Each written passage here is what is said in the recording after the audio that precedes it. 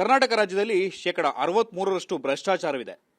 ಈ ಒಂದು ಹೇಳಿಕೆಯನ್ನ ಉಪಲೋಕಾಯುಕ್ತ ನ್ಯಾಯಮೂರ್ತಿ ಬಿ ವೀರಪ್ಪರವರು ನೀಡಿದ್ದಾರೆ ಅಂತ ಹೇಳಿ ಮಾಧ್ಯಮಗಳಲ್ಲಿ ವರದಿಯಾಗಿತ್ತು. ಈ ವಿಚಾರಕ್ಕೆ ಸಂಬಂಧಪಟ್ಟಂತೆ ಸ್ಪಷ್ಟೀಕರಣ ನೀಡೋದಕ್ಕೆ ಟಿವಿ9 ಜೊತೆಗೆ ಖುದ್ದು ಉಪಲೋಕಾಯುಕ್ತ ನ್ಯಾಯಮೂರ್ತಿ ಬಿ ವೀರಪ್ಪ ಟಿವಿ9 ಜೊತೆಗಿದ್ದಾರೆ. ಅವ್ರನ್ನೇ ಕೇಳೋಣ ಬನ್ನಿ. ಎಸ್ ಸರ್, ತಾವು ಹೈಕೋರ್ಟ್ ಆವರಣದಲ್ಲಿ ಒಂದು ಪುಸ್ತಕ ಬಿಡುಗಡೆ ಸಮಾರಂಭದಲ್ಲಿ ತಾವು ಮಾತನಾಡಿದಂತಹ ಒಂದು ಹೇಳಿಕೆ ಏನಿದೆ, ಆ ಹೇಳಿಕೆ ಸಾಕಷ್ಟು ವಿವಾದಕ್ಕೆ ಕಾರಣ ಆಗಿರುವಂಥದ್ದು. ಸರ್, ಆಕ್ಚುಲಿ ಏನು ಹೇಳಿದ್ರಿ, ಏನು ಮಾತನಾಡಿದ್ರಿ ಸರ್? ಅಲ್ಲಿ ನೋಡಿ, ಆ ಬುಕ್ ರಿಲೀಸ್ ಮಾಡಬೇಕಾದ್ರೆ ನಾನು ರೈಟಿಂಗೆಲ್ಲ ಬರೆದಿದ್ದೀನಿ. ನನ್ನ ಸ್ಪೀಚಲ್ಲಿ ನಾನು ಲಾಸ್ಟ್ ವರ್ಡಲ್ಲಿ ಆ ರೈಟರ್ಗೆ ರಿಕ್ವೆಸ್ಟ್ ಮಾಡ್ಕೊಂಡಿದ್ದೀನಿ. ಅದನ್ನು ಓದ್ಬಿಡ್ತೀನಿ ನಿಮಗೆ. I request the writer to bring more books on the criminal side about legal experience as well as how to prevent the menace of corruption, which is more dangerous than disease of cancer and major obstacle for growth of our great country. ಇದನ್ನು ನಾನು ಹೇಳಿದ್ದೀನಿ.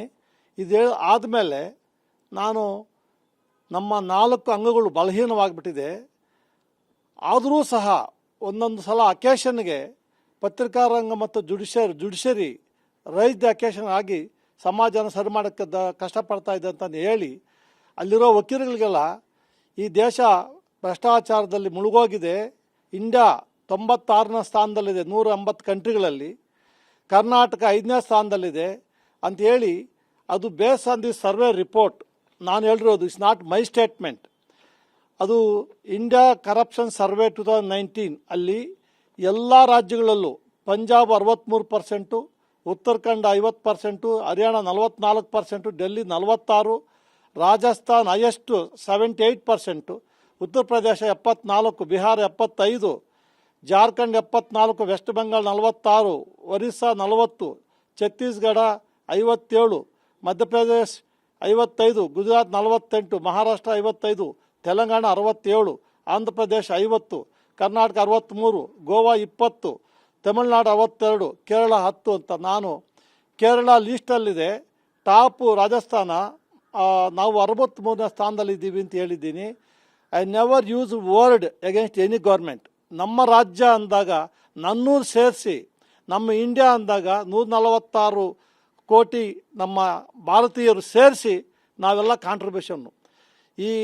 ಇದನ್ನು ಬಿಟ್ಟು ನಮ್ಮ ಮಾಧ್ಯಮ ಮಿತ್ರರು ಪ್ರಜಾವಾಣಿ ನಮ್ಮ ಸ್ನೇಹಿತ ಅವನು ಷಣ್ಮುಖಪ್ಪ ಅಂತ, ಅವನು ಯಾಕೆ ಒಂದೇ ಒಂದು ವರ್ಡ್ ಯೂಸ್ ಮಾಡಿದ ಅರ್ಥ ಆಗಲಿಲ್ಲ. 63% ಅಂತ ಹೇಳಿದ ಅಷ್ಟು ಯೂಸ್ ಮಾಡಿದ್ದಾನೆ. ಅದು ಅಕ್ಷಮ ಅಪರಾಧ. ನಾನು ಕ್ಲಾರಿಫೈ ಮಾಡ್ತಾ ಇದ್ದೀನಿ ನಿಮ್ಮ ಮುಖಾಂತರ. ನಾನು ಹೇಳಿದ್ದು not to any government. Central state government ಇಂಡಿಯಾದಲ್ಲಿ ಭಾರತ 96ನೇ ಸ್ಥಾನದಲ್ಲಿದೆ 180 ಕಂಟ್ರಿಗಳಲ್ಲಿ. ಅದು ಸೆಂಟ್ರಲ್ ಇಂಡೆಕ್ಸ್ ಇದು ಮಾಡಿರೋದು ಕರಪ್ಷನ್ ಇಂಡೆಕ್ಸ್ ಅಂತೇಳಿ ಇಲ್ಲಿ ಬಂದಿದೆ. Corruption perception index 2024 India ranks 96 out of 180 countries ಅಂತ ಡಾಕ್ಯುಮೆಂಟು. ಇದು ಇಂಡಿಯಾ ಕರಪ್ಷನ್ ಸರ್ವೆ 2019 ಅದ್ರ ಪ್ರಕಾರ ನಾವು ಕೊಟ್ಟಿರೋ statement. Is not my statement. ಆಮೇಲೆ ಎಲ್ಲೋ ಒಂದು ಕಡೆ ನಾನು ಈ ಮೂಲಕ ನಮ್ಮ ಮಾಧ್ಯಮ ಮಿತ್ರರಲ್ಲೂ ಆಮೇಲೆ ಎಲ್ಲ ನಮ್ಮ ರಾಜಕಾರಣಿಗಳಲ್ಲೂ ನಾನು ಮನವಿ ಮಾಡ್ಕೊತಾ ಇದ್ದೀನಿ, ತಿರ್ಚಕ್ಕೆ ಹೋಗ್ಬೇಡಿ ದಯವಿಟ್ಟು. ನಾನು ಸ್ಪೀಚ್ ಎಂಟೈರ್ ತರಿಸಿ ನೋಡಿ. ನಾನು ಹೇಳಿದ್ದು ಇಂಡಿಯಾ 96ನೇ ಸ್ಥಾನದಲ್ಲಿದೆ. ಈ ದೊಡ್ಡ ಅಬ್ಸ್ಟಕಲ್ ಈ ಕರಪ್ಷನ್ಗೆ ಅಂತೇಳಿ. ಇದರಲ್ಲಿ ಕೇರಳ ಲೀಸ್ಟಲ್ಲಿದೆ, ನಮ್ಮದು 63ನೇ ಸ್ಥಾನದಲ್ಲಿದೆ ಅಂತ ಹೇಳಿದ್ದೀನಿ. ಅದನ್ನು ತಿರುಚಿ ಬರೀ 63 ಸ್ಥಾನ ಅಂತ ಹಾಕಿದ್ದು ನಮ್ಮ ಮಾಧ್ಯಮ ಮಿತ್ರ ಬರೆದು ತಪ್ಪು ಅಂತೇಳಿ ನಾನು ಈ ಮುಖ ಕ್ಲಾರಿಫೈ ಮಾಡ್ತಾ ಇದ್ದೀನಿ. ಆಮೇಲೆ ಇನ್ನೊಂದು ನೋವಿನ ಸಂಗತಿ ಏನಂದರೆ, ಈ ಕರಪ್ಷನ್ ಇದೆಯಲ್ಲ, ಭ್ರಷ್ಟಾಚಾರ ಇದೆಯಲ್ಲ, ಇದು ಇವತ್ತು ನಾಳೆದಲ್ಲ. ಬಿಫೋರ್ ಇಂಡಿಪೆಂಡೆನ್ಸ್ ಇತ್ತು ಕರಪ್ಷನ್ನು.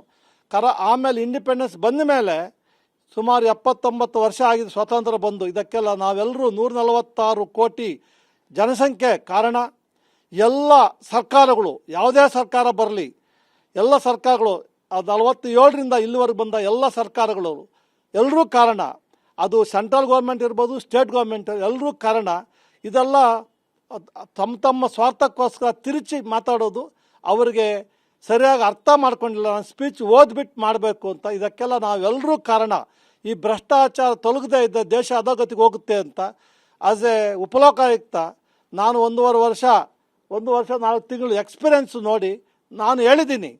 ಅದು ಬೇಸ್ ಆನ್ ದಿ ಸರ್ವೆ, ನನ್ನ ಪರ್ಸ್ನಲ್ ಅಲ್ಲ.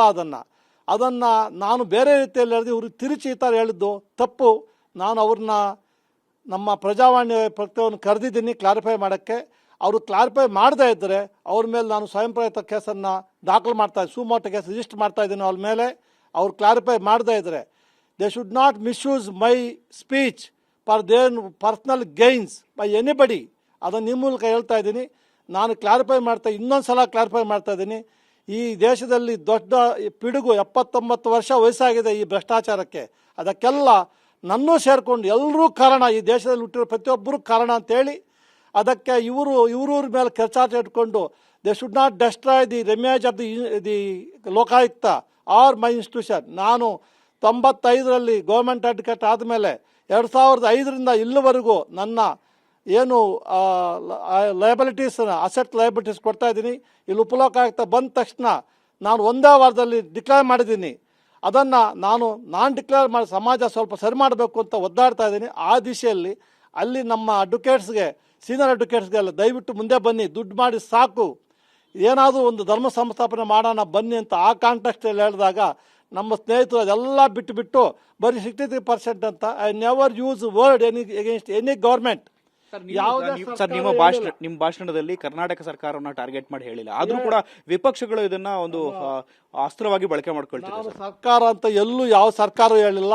ನಮ್ಮ ದೇಶ ನಮ್ಮ ರಾಜ್ಯ ಅಂತ ಹೇಳಿದ್ ಬಿಟ್ರೆ ಯಾವ ಸರ್ಕಾರ ಹೇಳಿಲ್ಲ. ಅದನ್ನ ಎಲ್ಲೋ ಒಂದು ಕಡೆ ನಮ್ಮ ನಾಯಕರುಗಳು ಅದನ್ನು ಸರಿಯಾಗಿ ಅರ್ಥ ಮಾಡ್ಕೊಳ್ದೇನೆ ಅವರವರ ಸ್ವಾರ್ಥಕ್ಕೋಸ್ಕರ, ರಾಜಕಾರಣಕ್ಕೋಸ್ಕರ ಇದನ್ನು ಮಿಸ್ಯೂಸ್ ಮಾಡ್ಕೋಬಾರ್ದು. ಅವ್ರಿಗೂ ನಾನು ಮನವಿ ಮಾಡ್ತಾ ಇದ್ದೀನಿ. ಮತ್ತೊಂದು ಪ್ರಮುಖವಾಗಿ ಏನಂದ್ರೆ ಸರ್, ಉಪಲೋಕಾಯುಕ್ತರೇ ರಾಜ್ಯ ಸರ್ಕಾರಕ್ಕೆ ಸರ್ಟಿಫಿಕೇಟ್ ಅನ್ನು ಕೊಟ್ಟಿದ್ದಾರೆ. 63% ಭ್ರಷ್ಟಾಚಾರ ಇದೆ ಅಂತ ಹೇಳಿ, ಅಂದ್ರೆ ಅಮೂಲಾಗ್ರವಾಗಿ ಇಡೀ ಭಾರತದಾದ್ಯಂತ ಭ್ರಷ್ಟಾಚಾರ ಸಾಮಾಜಿಕ ಪಿಡುಗಾಗಿ ಕಾಡ್ತಿದೆ ಅನ್ನೋ ಹಂಗೆಲ್ಲ ನೀವು ಹೇಳಿರುವಂತದ್ದು. ನಾನು ಕೊಟ್ಟಿಲ್ಲ ಸರ್ಟಿಫಿಕೇಟ್ ಗಿವನ್ ಇಂಡಿಯಾ ಕರಪ್ಷನ್ 2019. ಬರೀ ಕರ್ನಾಟಕಕ್ಕಲ್ಲ, ಎಂಟೈರ್ ಇಂಡಿಯಾಗೆ ಯಾರ್ಯಾರು ಸ್ಟೇಟಲ್ಲಿ ಎಷ್ಟು ಪರ್ಸೆಂಟೇಜ್ ಅಂತ ಅವರೇ ಕೊಟ್ಟಿದ್ದಾರೆ. ಕರಪ್ಷನ್ ಇಂಡೆಕ್ಸ್ ಅಂತ ಹೇಳ್ಬಿಟ್ಟು ದಯವಿಟ್ಟು ಅವರು ಯಾರು ಅದನ್ನು ಸರ್ಟಿಫಿಕೇಟ್ ಕೊಟ್ಟ ಅಂತ ಹೇಳಿದವರು ದಯವಿಟ್ಟು ಇದನ್ನು ತರಿಸಿ ನೋಡ್ಕೋಬೇಕು. ಅವರು ಎಲ್ಲ ಗೂಗಲ್ ಸಿಕ್ಕುತ್ತೆ, ಅವ್ರು ನೋಡಿಕೊಂಡು ವೆರಿಫೈ ಮಾಡಿ ಸ್ಟೇಟ್ಮೆಂಟ್ ಕೊಡಬೇಕು. ಇದು ಭ್ರಷ್ಟಾಚಾರ ಇವತ್ತಿನ ಪಿಡುಗನ್ನು ಆವಾಗಲೇ ಹೇಳಿದಾಗೆ ಇದು 79 ವರ್ಷ ವಯಸ್ಸಾಗಿದೆ. ಅದಕ್ಕೆ ಅಂತ ಕಾಣಲೇಬೇಕು. ಎಲ್ಲರೂ ಎಚ್ಚೆತ್ಕೊಳ್ಬೇಕು. ಎಲ್ಲ ಸರ್ಕಾರಗಳು ಮುಂದೆ ಬರಬೇಕು. ಸೆಂಟ್ರಲ್ ಇರಲಿ, ಸ್ಟೇಟ್ ಗೌರ್ಮೆಂಟ್ ಇರಲಿ. ನಾವು ಎಚ್ಚೆತ್ಕೊಳ್ದೆ ಇದು ಮುಂದೆ ಒಂದು ದಿವಸ ಈ ದೇಶಕ್ಕೆ ಅಪಾಯ ಕಾದಿದೆ. ಇದು ದೊಡ್ಡ ಪೆಡಂಭೂತ. ನಾವು ಶತ್ರುಗಳನ್ನ ಗೆಲ್ಬೋದು, ಆದರೆ ಈ ಭ್ರಷ್ಟಾಚಾರ ಗೆಲ್ಲಕ್ಕಾಗ್ತಾ ಇಲ್ಲ. ಯಾಕಂದ್ರೆ ಪ್ರತಿಯೊಬ್ಬರು ಭ್ರಷ್ಟಾಚಾರ ಆಗ್ಬಿಟ್ಟಾರೆ, ಮನೆಯಿಂದ ಭ್ರಷ್ಟಾಚಾರ ಆಗ್ತಾರೆ, ಪ್ರತಿಯೊಂದು ಸ್ಕೀಮಲ್ಲೂ ಭ್ರಷ್ಟಾಚಾರ ನಡೀತಾ ಇದೆ. ಅದು ಇವತ್ತಿಂದಲ್ಲ, ಫ್ರಮ್ ದಿ ಬಿಗಿನಿಂಗ್ ಇನ್ನು ಮುಂದೆ ಹೋಗ್ತಾನೆ ಇದೆ. ಅದಕ್ಕೆ ಎಲ್ಲರೂ ಕಾರಣ. ನಾವು ಒಂದು ಪಾರ್ಟಿ ನಾನು ಹೇಳೋದಿಲ್ಲ, ಎಲ್ಲ ಸರ್ಕಾರಗಳು, ಸೆಂಟ್ರಲ್ ಇರಲಿ, ಸ್ಟೇಟ್ ಗೌರ್ಮೆಂಟ್ಗಳು, ಎಲ್ಲ ಸರ್ಕಾರಗಳು ಕಾರಣ, ಎಲ್ಲ ಪ್ರಜೆಗಳು ಕಾರಣ. ನಾವು ದುಡ್ಡು ತಗೊಂಡು ಓಟ್ ಹಾಕ್ತೀವಿ. ಎಂಥ ಒಳ್ಳೆ ಲಾಯಕನ ಕರೆಯೋಕ್ಕಾಗುತ್ತೆ? ಫಸ್ಟು ಸಮಾಜ ಬದಲಾಗಬೇಕು, ಸಮಾಜದಿಂದನೇ ಎಚ್ಚೆತ್ಕೊಳ್ಬೇಕು ಅಂತ ಆ ದಿಶೆಯಲ್ಲಿ ನಾನು ಅಡ್ವೊಕೇಟ್ಸ್ನ ಉರ್ದುಂಸಕ್ಕೋಸ್ಕರ ನಾನು ಹೇಳಿದರೆ ಅದನ್ನು ಮಿಸ್ಇಂಟರ್ಪ್ರಿಟ್ ಮಾಡಿ they are taking their own advantage each personal leaders, political leaders. And ನಮ್ಮ ಪ್ರೆಸ್ಸು ಈ ಥರ ಆಗುತ್ತೆ ಅಂತ ನಾನು ಯಾವತ್ತೂ ನಮ್ಮ ಪ್ರೆಸ್ ಅವ್ರ ಮೇಲೆ ಭಾರಿ ಗೌರವ ಇತ್ತು. ನಮ್ಮ ಮುಖಂಡಪ್ಪ ನನಗೆ ಗೊತ್ತಿರೋ ಹುಡುಗ, ಯಾಕೆ ಬರೀ ಚೂಸ್ ಓನ್ಲಿ ಒನ್ ವರ್ಡ್ ನನಗೆ ಅರ್ಥ ಆಗ್ತಾ ಇಲ್ಲ. ಈ ಮೂಲಕ ನಾನು ಕ್ಲಾರಿಫೈ ಮಾಡ್ತಾ ಇದ್ದೀನಿ. ನಾನು ಯಾವ ಸರ್ಕಾರಕ್ಕೂ ಸ್ಪೆಸಿಫಿಕ್ ಆಗಿ ಯಾವ ಸರ್ಕಾರ ಹೆಸರು ಹೇಳಿಲ್ಲ. ನಮ್ಮ ರಾಜ್ಯ ನಮ್ಮ ದೇಶ ಅಂತ ಹೇಳಿದ್ದೀನಿ. ಆಲ್ವೇಸ್ ನನ್ನ ದೇಶ ಅಂತೀನಿ, ನನ್ನ ರಾಜ್ಯ ಅಂತೀನಿ. ನಾವೆಲ್ಲರೂ ಸರಿ ಮಾಡಿಕೊಳ್ಳೋ ಒಂದು ಪರಿಸ್ಥಿತಿ ಬಂದಿದೆ. ನಾನು ಈ ಮೂಲಕ ಕ್ಲಾರಿಫೈ ಮಾಡ್ತಾ ಇದ್ದೀನಿ.